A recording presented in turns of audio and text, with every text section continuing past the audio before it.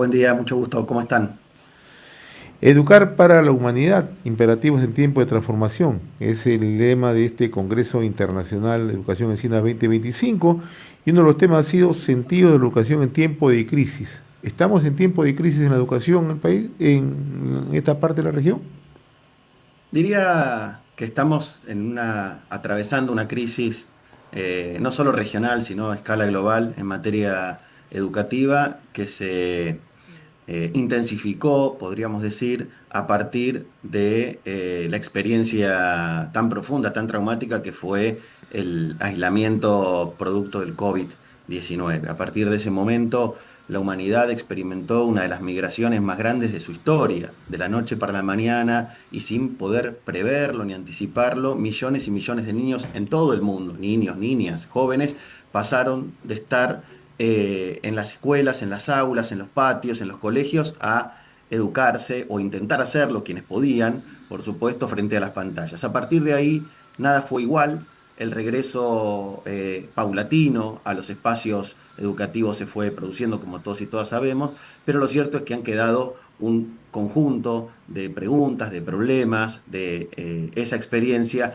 que todavía como humanidad estamos procesando. Sigue siendo la escuela la mejor forma de educar a las nuevas generaciones, pueden ser estas reemplazadas por pantallas, cuáles son los beneficios de una, cuáles son los beneficios de otra, en torno a estas preguntas que son, insisto, preguntas legítimas.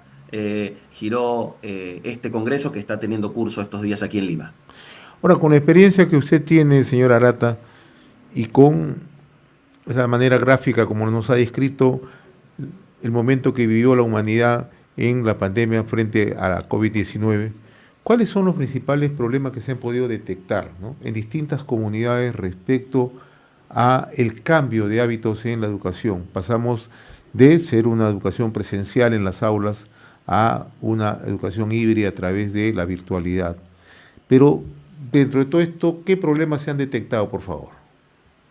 El primer hecho, y quizás el más evidente, es que los niños, las niñas, los jóvenes de nuestros países, y hablo de Latinoamérica, no solo van a las escuelas a aprender. Lamentablemente la escuela ha ido cumpliendo cada vez más un rol social, ¿no? Es decir, la escuela en donde esos niños, niñas muchas veces también comen, reciben su plato de comida diario, son las escuelas también en donde los niños reciben atenciones vinculadas a la salud psicológica, a la salud física, es decir, un conjunto de elementos que no solamente tienen que ver con la idea que quizás algunos tengan de que la escuela solamente se va a aprender. La escuela cumple una función social mucho más amplia. Si la quitamos, si eso se pierde, no es muy fácil de reemplazar, diría más bien todo lo contrario. Entonces, en ese punto tenemos una primera cuestión a pensar, ¿no?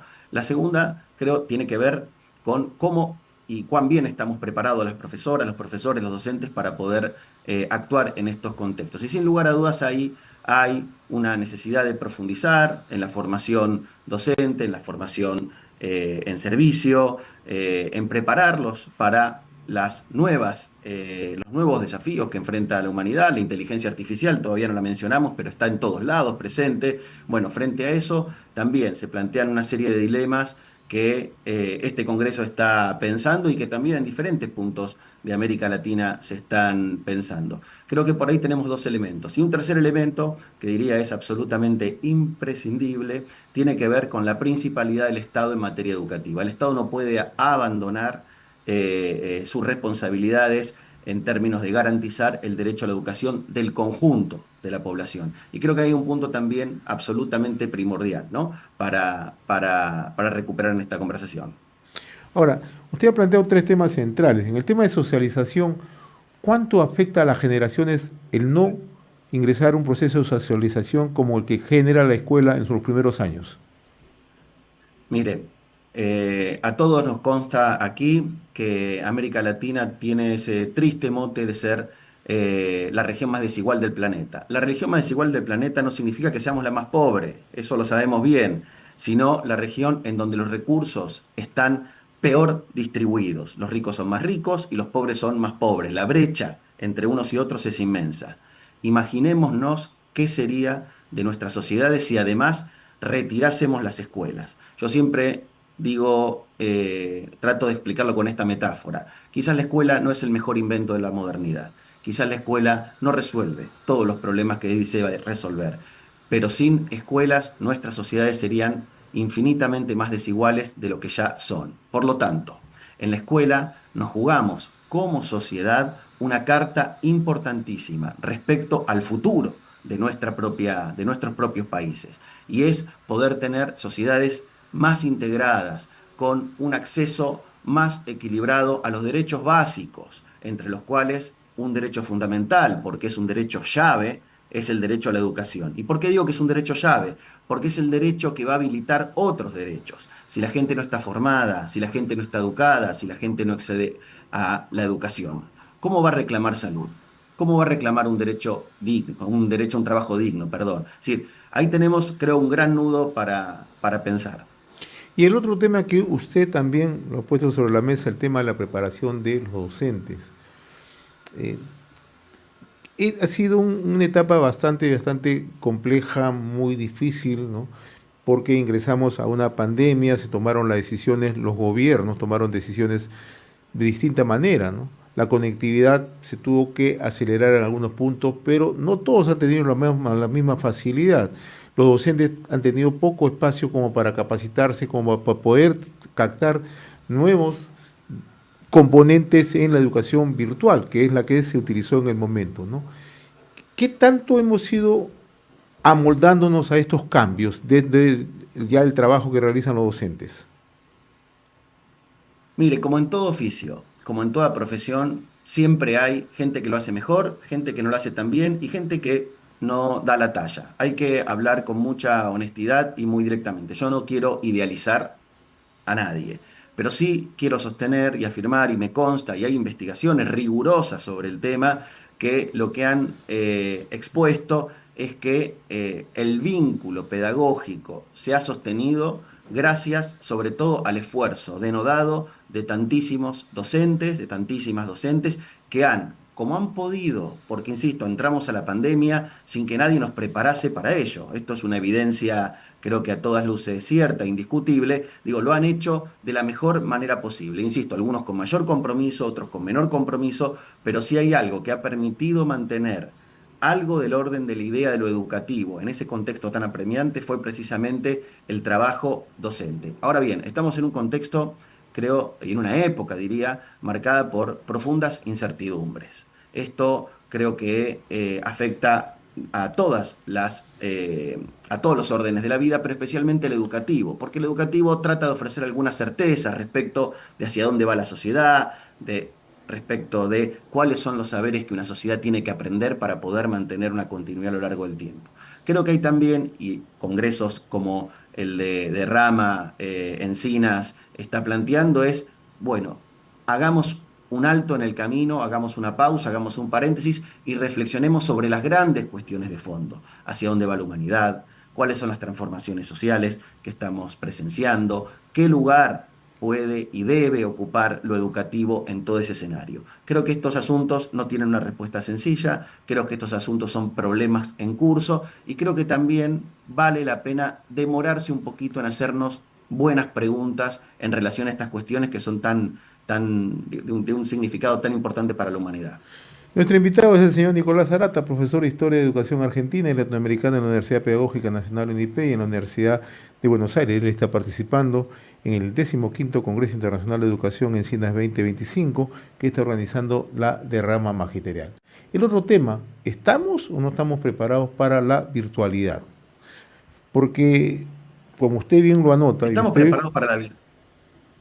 para, Disculpe. para la virtualidad, le preguntaba, si estamos o no estamos preparados en estos momentos. ¿Estamos, estamos preparados para la virtualidad? Es una excelente, excelente pregunta, que no tiene una respuesta lamentablemente sencilla. Me gustaría poder decir sí o no. Yo entiendo que muchas veces de eso se trata, pero nuestras sociedades, vuelvo al punto, están atravesadas por profundas desigualdades. A veces hay familias que no tienen una computadora, que tienen la computadora pero no tienen la conectividad a internet, que tienen la computadora, la conectividad, pero tienen un teléfono para varios hijos, hijas. Entonces, La respuesta tiene que ponerse siempre en los contextos. Yo creo que, de nuevo, la presencialidad, el encuentro cara a cara, el trabajo en común dentro de las aulas es hoy absolutamente irreemplazable. Hoy la pantalla no puede reemplazar el encuentro y la formación cara a cara.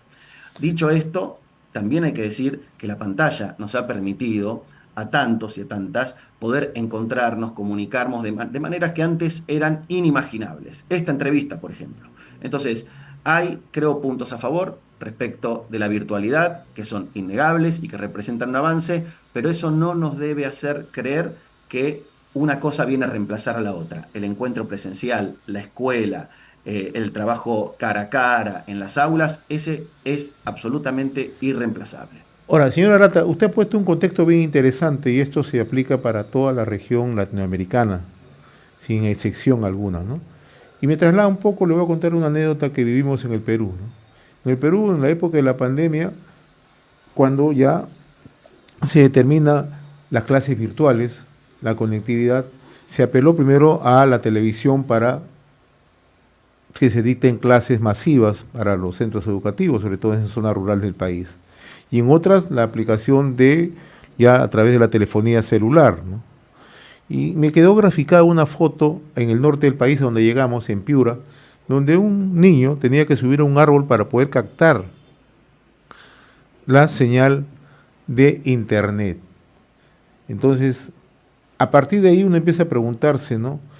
Se acrecentaron las brechas, ¿no? Porque en otros espacios, naturalmente había quien tenía una computadora en casa, tenía una asistencia de los padres de familia, de los docentes en centros de estudios, etcétera, etcétera, ¿no? Entonces, ¿cómo superemos esta situación, este acrecentamiento de brechas que se ha ido generando, no de manera expresa, sino involuntaria? Es una excelente observación la que vos compartís, porque precisamente de eso se trata. A veces algunos creen que con la introducción de una tecnología están resolviendo un problema y en realidad ese niño colgado de un árbol tratando de hacer un esfuerzo por captar la señal para poder educarse, está mostrando que no siempre es así. Entonces, no siempre las tecnologías vienen a resolver problemas, sino que la introducción de cada tecnología genera problemas nuevos. Mire, a veces las soluciones están en el pasado. Usted hizo mención a una experiencia extraordinaria, la televisión educativa. Yo voy a hacer mención a otra. Para los que somos ya un poquito más viejos, los jóvenes quizás no lo sepan o lo recuerden. La radio educativa fue una tecnología que tenía un alcance extraordinario en las zonas rurales de todos los países de América Latina. Podríamos volver a ella y no necesitaríamos la utilización de teléfonos o de cuestiones digitales para poder educarnos. Ahora bien, ¿cómo se resuelven estos problemas? Hay una respuesta que es básica, que está en el principio de cualquier acción afirmativa, y es con más política pública. El Estado, vuelvo a repetirlo, no puede perder su rol principal en materia educativa. Los presupuestos educativos de nuestros países deben contemplar la existencia de brechas, ¿no? De brechas, de desigualdades de diferente tipo, y tienen que actuar en consecuencia, porque si hay algo peor que no garantizar un derecho humano es el de distribuirlo de manera desigual. Cuando distribuimos de manera desigual el acceso a un derecho, lo único que generamos es confrontación, es malestar, es precisamente esto, el ensanchamiento de nuestras desigualdades. Yo le agradezco la gentileza que ha tenido con nosotros, señor Nicolás Arata. Usted ha hecho un alto en esta participación en el 15º Congreso Internacional de Educación en SINA 2025, pero interesante los puntos de vista y sobre todo las perspectivas que se plantean, los retos que nos planteamos en estos momentos, ¿no? Le agradezco la gentileza, no sé si tenga algo que agregar, por favor. No, al contrario, agradecerles muchísimo a ustedes por este espacio, a los colegas de Derrama por la gentil invitación a participar de este importante congreso y a la orden para cualquier cosa que necesite. Le agradezco la gentileza al señor Nicolás Arata, profesor de Historia en la Educación Argentina, Latinoamericana en la Universidad Pedagógica Nacional UNIPE y en la Universidad de Buenos Aires. Él participa en el 15º Congreso Internacional de Educación en SINA 2025, Educar para la Humanidad, Imperativos en Tiempo de Transformación, que organiza la Derrama Magisterial. Pausa, regresamos.